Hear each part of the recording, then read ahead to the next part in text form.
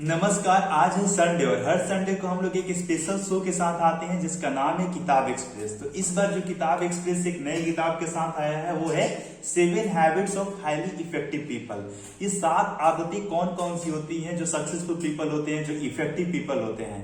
ये one of the best sellers book रह चुका है और अभी तक ये 2.5 करोड़ इस बुक की कॉपीज बिक चुकी हैं। तो ये पहले हैबिट होता क्या है, पहले इसको हम लोग समझते हैं। हैबिट इस बुक में ऐसे डिस्क्राइब किया जा रहा है कि जो भी हमारे पास नॉलेज होता है, ज्ञान होता है और जो भी डिजायर होता है करने को, इच्छा होता है अपने अंदर, और जो स्किल होता है, जो कला होता है, ये तीनों को अगर हम एक साथ मिला दें तो हमारा ये हैबिट बनता है। Desire, knowledge and skill. देखो इस बुक में सबसे पहले जो हैबिट है, पहली हैबिट है वो है बी प्रोएक्टिव। प्रोएक्टिव रहो अपने लाइफ में। ये प्रोएक्टिव होता क्या है? तो इस प्रोएक्टिव को हम लोग ऐसे समझते हैं कि 2 तरह के लोग होते हैं, एक रिएक्टिव नेचर के होते हैं और एक प्रोएक्टिव नेचर के होते हैं। तो ये रिएक्टिव वाले लोग कैसे होते हैं? ये फेलियर लोग होते हैं, ये ब्लेमिंग नेचर के होते हैं। हमेशा अपने आप को जिम्मेवार कभी नहीं ठहराते हैं, हमेशा दूसरों को जिम्मेवार ठहराते हैं अपने फेलियर के। हमेशा सिचुएशन को कोसते रहते हैं, पेरेंट्स को कोसते रहते हैं, अपने दिमाग को कोसते रहते हैं कि मेरा दिमाग ही कमजोर है। अपने एटीट्यूड पे काम नहीं करते हैं लेकिन एटीट्यूड बहुत रखते हैं। इसके साथ साथ हमेशा वो बोलते हैं कि आई कांट, मैं नहीं कर सकता हूं, मुझसे नहीं हो सकता है। ये रिएक्टिव नेचर के लोग होते हैं। और जो प्रोएक्टिव नेचर के लोग होते हैं वो अपना जिम्मेवारी स्वयं लेते हैं, उसके बाद वो रिस्पॉन्स करते हैं, रिएक्ट नहीं करते हैं। रिएक्टिव नेचर के करते हैं, लेकिन जो प्रोएक्टिव नेचर के होते हैं वो हमेशा रिस्पॉन्स करते हैं, सेल्फ अवेयर रहते हैं, उनका फ्यूचर में गोल रहता है, इमेजिनेशन सोचते रहते हैं क्या हमको करना है फ्यूचर में। वो हमेशा बोलते हैं आई कैन, आई विल, मैं कर सकता हूं। इसके साथ साथ वो सोचते हैं कि और मैं ज्यादा पढ़ाई कैसे कर सकता हूं, और मैं ज्यादा पैसे कैसे कमा सकता हूं, और मैं अपने समय को प्रोडक्टिव यूटिलाइज कैसे कर सकता हूं, क्रिएटिव वे में मैं कैसे पढ़ सकता हूं। कॉम्पिटेटिव नेचर से नहीं, कोलैबोरेटिव नेचर से वो कैसे पढ़ सकते हैं, उसके पास और ज्यादा वो रिसोर्सफुल कैसे बन सकते हैं दूसरों के लिए। ये प्रोएक्टिव नेचर के लोग सोचते रहते हैं। तो पहला हमारे पास ऑप्शन क्या है? Be proactive. हमेशा अपना जिम्मेवारी खुद लो और सिचुएशन से बाहर निकलकर खुद पे काम करने की कोशिश करो।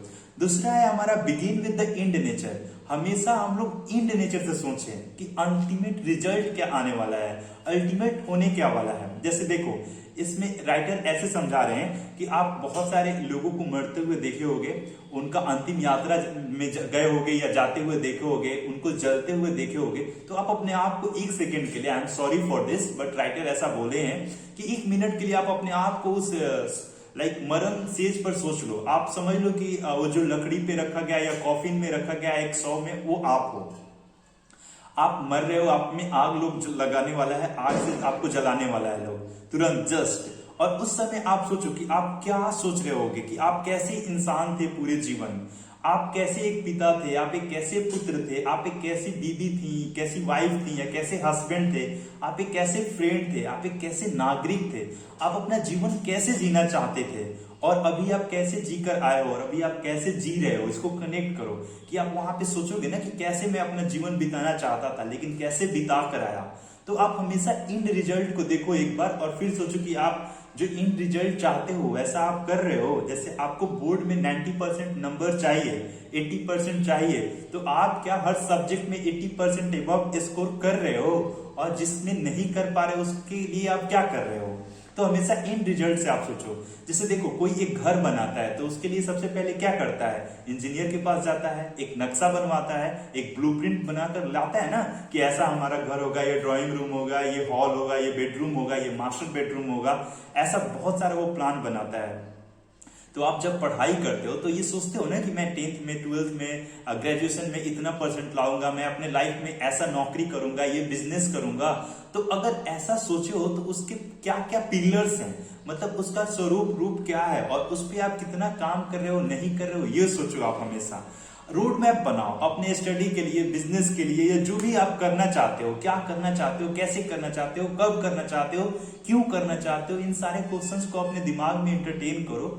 अपने दिमाग में बैठकर बातें करो इससे पे, और इसके बाद आप एक रोड मैप तैयार करोगे, उस पे काम करने की कोशिश करो। रिसर्च एंड डेवलपमेंट करो, खूब सारे टॉपिक्स पे रिसर्च करो। जितना ज्यादा रिसर्च करोगे उतना ज्यादा आप डेवलप होगे। फाइनेंस कैसे आप मैनेज करोगे, मार्केटिंग करना है तो मार्केटिंग कैसे करोगे, उसका जो ऑपरेशन होता है मार्केटिंग का क्या होता है, कैसे होता है। हमेशा विजडम से सोचो, बुद्धि लगाओ उसमें, किसी एक्सपर्ट से गाइडेंस आप लो। उसके साथ साथ जो भी आपके पास पावर है, आसपास के लोग हैं, उनमें उनसे जाओ सलाह लो अपने सिक्योरिटी के लिए। ये सिक्योरिटी के लिए ना हम लोग सब कुछ कर रहे हैं। Identify your roles for your goals, आपका रोल क्या होने वाला है आपके गोल्स के लिए। जैसे कि आप बोर्ड में बहुत अच्छा मार्क्स लाना चाहते हो, आप बिजनेस में बहुत अच्छा करना चाहते हो, तो आपके टीचर का आप में बहुत ज्यादा रोल होगा। आपके जो बिजनेस कलीग्स हैं उनका बहुत ज्यादा रोल होगा। अगर आप कुछ करना चाहते हो, जॉब करना चाहते हो, तो जो आपके सब्जेक्ट्स पूछे जाएंगे उस एंट्रेंस एग्जाम में, उस सब्जेक्ट्स का बहुत ज्यादा रोल होगा। तो जो पिलर्स पे आप खड़े हो, उस पिलर्स पे जाओ, बैठो, काम करो। मतलब begin with the end product, हमेशा अंत में सोचो क्या होने वाला है अल्टीमेटली, और वहां से आप एक एक कदम हर दिन बढ़ाए चलो। जो तीसरा हैबिट है वो है first thing first. First thing first, जो भी आपको करना है अभी उसको आप पहले करो। जो भी करना है जीवन में उसको आप पहले करो, और उसके लिए क्या इंपॉर्टेंट है आज अभी करो, इसी वक्त करो। जैसे कि हम लोग को बहुत सारा वीडियोस बनाना है, तो उसके लिए सबसे पहले हम लोग क्या करेंगे, एक वीडियो बनाएंगे, फिर दूसरा बनाएंगे, तीसरा बनाएंगे, चौथा बनाएंगे, ऐसे ही हम लोग बनाते चले जाएंगे। लेकिन जब पहला बनाएंगे तब ना, तो आप पहला कदम डालो। ऐसा स्टेटमेंट बोला जाता है कि even the thousands miles journey begin with a single step. अगर आपको हजारों कदम चलना है, हजारों माइल चलना है, तो एक कदम से वो स्टार्ट होता है। एक कदम लोगे तभी ना आगे बढ़ोगे 1000 माइल पे, 10,000 माइल पे। तो अपना वो पहला कदम आप बढ़ाओ। क्या आपके लिए इंपॉर्टेंट है, अपना गोल सेट करो। आप 1 साल का गोल सेट करो, 1 महीने का गोल सेट करो, 1 सप्ताह का गोल सेट करो, 1 दिन का गोल सेट करो, और गोल सेट कर कर पढ़ो। ऐसा राइटर बोल रहे हैं। सोशल मीडिया यूज ना करो, प्रोकास्टिनेशन मत करो, रील्स अननेसेसरी ना देखो, अननेसेसरी दोस्तों के साथ घूमने ना जाओ, समय नष्ट ना करो, बेमतलब की बातों में अपना दिमाग जाया ना करो। इन सब चीजों को आप अवॉइड करो। आपको कुछ अलग करना है तो कुछ अलग तरीके से रहना होगा, कुछ अलग तरीके से सोचना होगा। तो ये कैसे होगा, जब हम लोग अननेसेसरी चीजों को हटाएंगे अपने जीवन से, तभी ना हो पाएगा। तो first thing first. The third rule is कि जो आपको करना है जीवन में उसका पहला चीज क्या है। फर्स्ट चीज ये है कि 1000 माइल चलना है तो पहले 1 माइल चलें, तब हम लोग 1000 माइल जाएंगे। तो आज 1 माइल आप क्या सेट कर रहे हो, उस पर आप काम करो। देखो, सक्सेसफुल और फेलियर पीपल में क्या डिफरेंट होता है। Successful person has the habit of doing the things failure don't like to do. जो फेलियर को करना पसंद नहीं होता है वो सक्सेसफुल पीपल करते हैं। जैसे एक टॉपर को पढ़ना पसंद नहीं होता है लेकिन फिर भी वो पढ़ता है।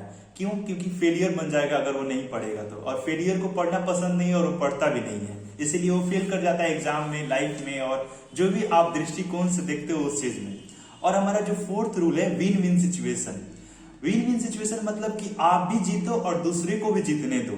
इसको हम लोग ऐसे समझ सकते हैं, एबंडेंस माइंडसेट से आप किसी भी चीज को देखो। मतलब बहुत है इस दुनिया में। इलन मस्क दुनिया के सबसे अमीर व्यक्ति बन चुके हैं, लेकिन ऐसा नहीं है कि आप अमीर नहीं बन सकते हो। आप इलन मस्क से आगे नहीं जा सकते हो। अंबानी कल तक बहुत अमीर थे इंडिया के, लेकिन आज अडानी है। अडानी के पास क्या माइंडसेट था? एबंडेंस माइंडसेट कि बहुत है, हम लोग बहुत है आगे, और हम उसमें से, मेरा बहुत है और हम लोग उसमें से लेंगे। तो हमेशा एबंडेंस माइंडसेट से आप सोचो किसी भी चीज को।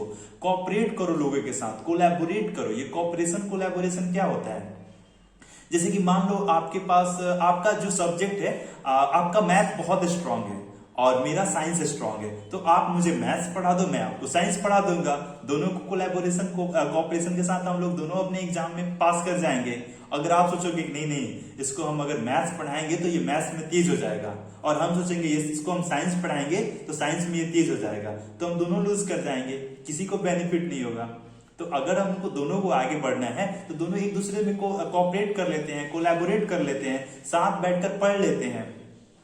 अगर मान लो आप जीते, हम लूज किए, तो आप तो लाइक अपने एग्जाम में पास कर गए, लेकिन हम लूज कर गए। अगला एग्जाम जब आएगा तो हम आपके पास नहीं जाएंगे, आप मेरे से पढ़ लिए और आप हमको नहीं पढ़ाए, तो अगला एग्जाम जो होगा उसमें हम कोलैबोरेट आपके साथ नहीं करेंगे।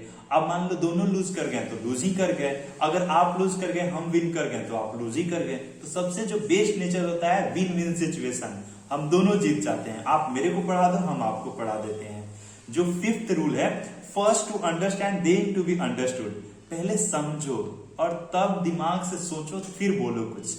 जैसे आजकल लोग क्या करते हैं, बिना कुछ बोले बिना कुछ सुने समझे अपना जजमेंट दे देते हैं। जैसे कि एक स्टोरी की इसमें बात की जा रही है कि एक लड़के के आंख में प्रॉब्लम होता है और कोई वो डॉक्टर के पास जाता है और डॉक्टर क्या बोलता है कि ये लो मैं चश्मा मैं बहुत दिनों से पहन रहा था, ये तुम पहनोगे तुम्हारा आंख ठीक हो जाएगा। ऐसा हो सकता है क्या?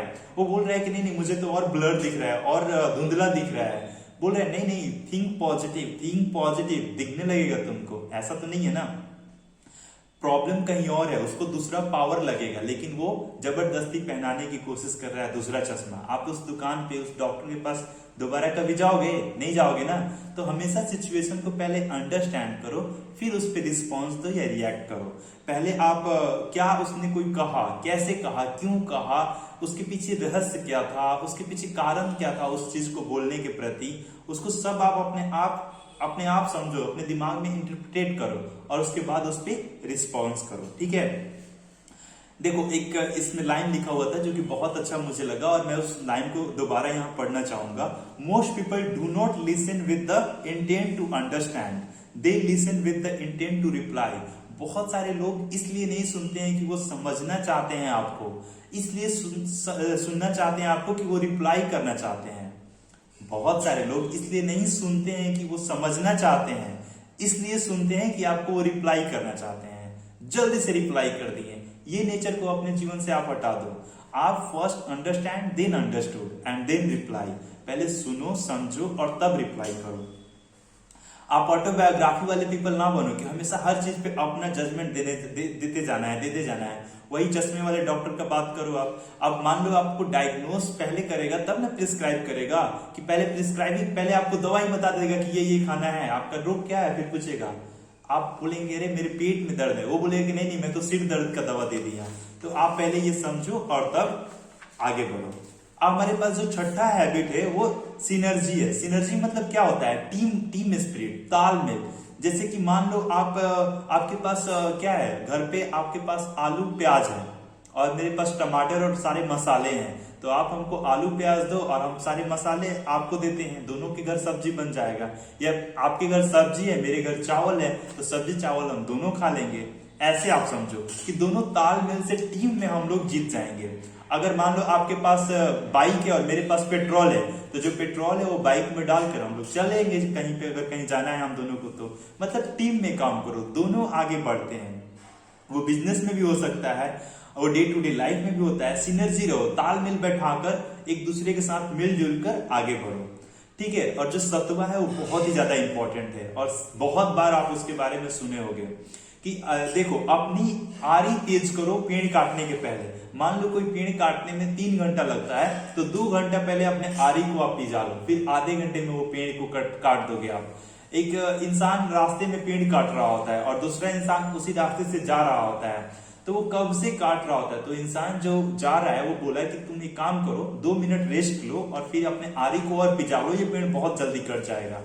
तो वो इंसान रिप्लाई किया, तुमको दिख नहीं रहा है कि मैं काट रहा हूं पेड़ को, मैं आरी कैसे भिजाऊं? तो आप बैठो, समझो और सोचो कि आपको क्या करना है अभी जीवन में। अपने स्किल पे काम करो, फिर आप कुछ भी करो। बिजनेस करना है तो बिजनेस करो, प्रिपरेशन करो, तब आप एग्जाम दो। ये नहीं कि एग्जाम देते रह रहे हैं और प्रिपरेशन साथ साथ चलते रह रहे हैं, नहीं। पहले प्रिपेयर्ड हो जाओ फिर आप एग्जाम दो। अपने आप को पहले आप बेहतर बनाओ। और ये कैसे हो सकता है? जैसे आप एक्सरसाइज करो हर दिन। 30 मिनट का एक्सरसाइज हम लोग नहीं करते हैं लेकिन हेल्दी रहना चाहते हैं। हम लोग न्यूट्रिशियस फूड नहीं लेते हैं लेकिन हेल्दी रहना चाहते हैं। हम लोग कुछ एजुकेशनल मटेरियल्स को पढ़ना नहीं चाहते हैं, कोई बुक को पढ़ना नहीं चाहते हैं, लेकिन बहुत ही नॉलेजेबल बनना चाहते हैं। अगर आप कोई एजुकेशनल बुक नहीं पढ़ोगे, कोई एजुकेशनल पॉडकास्ट नहीं देखोगे, इफेक्टिव वीडियोस नहीं देखोगे, हमेशा वो सॉन्ग, भोजपुरी, रील्स और वगैरह वगैरह शॉर्ट्स देखते रहोगे, तो आपका पर्सनल डेवलपमेंट, पर्सनल ग्रोथ कहाँ होगा? उन सब चीजों में तो पर्सनल ग्रोथ नहीं है। एक लिमिटेड माइंडसेट में आप बंद कर रह जाओगे। तो उसके लिए क्या करना होगा आपको? हर दिन 15, 20, 25 मिनट एक्सरसाइज करो। हर दिन 20, 25, 30 मिनट आप कोई एजुकेशनल कंटेंट पढ़ो, समझो, सुनो। फिजिकल में आप कर सकते हो, 4 चीजों पे ज्यादा फोकस करो। 4 चीजों पे राइटर बहुत इंफेसाइज किए हैं। वो 4 है हमारे पास, physical domain, mental, physical health, ऐसा समझो, physical health, mental health, emotional health and spiritual health. जो फिजिकल हेल्थ है उसके लिए क्या कर सकते हैं हम लोग, एक्सरसाइज कर सकते हैं। हर दिन 20-25 मिनट एक्सरसाइज करो। आप 5 मिनट करो लेकिन एक्सरसाइज जरूर करो। दूसरा, आप क्या करो, न्यूट्रिशियस फूड लो। हर दिन सिर्फ आप मैगी, पास्ता और चाउमीन, समोसा नहीं खाओ। कुछ न्यूट्रिशियस फूड लो आप, जैसे बादाम खाओ, उसके बाद चना खाओ, मूंग खाओ, वगैरह वगैरह, जो न्यूट्रिशन आपको लगे। दूध लो। ऐसे ऐसी चीजों को आप अपने फूड में इंक्लूड कर सकते हो। अपने बॉडी का, अपने स्किन का केयर करो। इसके बाद जब मेंटल हेल्थ की बात आ रही है तो आप अच्छी अच्छी बुक्स को पढ़ो। उसके बाद विजुलाइज करो, सोचो अपने आप को कुछ 2-3 साल 4 साल बाद कहाँ देख रहे हो। उसके बाद प्लानिंग करो अपने साथ बैठकर। कोई फ्रेंड है तो उसके साथ बैठकर करो। अगर आप मैरिड है तो अपने फैमिली के साथ बैठकर आप प्लानिंग कर सकते हो। अपने पेरेंट के साथ बैठकर प्लानिंग कर सकते हो। अपने थॉट्स, अपने विचार को लिखो एक डायरी में। इससे भी आपके मेंटल ग्रोथ होंगे। इससे भी आपके मेंटल हेल्थ पे थोड़ा बहुत डिफरेंस आएगा। उसके बाद सोशल और इमोशनल हेल्थ, आप कहीं जाकर सोशल सर्विस से अपने आप को जोड़ो और सोशल सर्विस करो। कहीं कुछ और नहीं तो जो प्लेटफॉर्म पे भूखे प्यासे लोग हैं उनको कभी सप्ताह में कुछ खाना ले जाकर दे दो।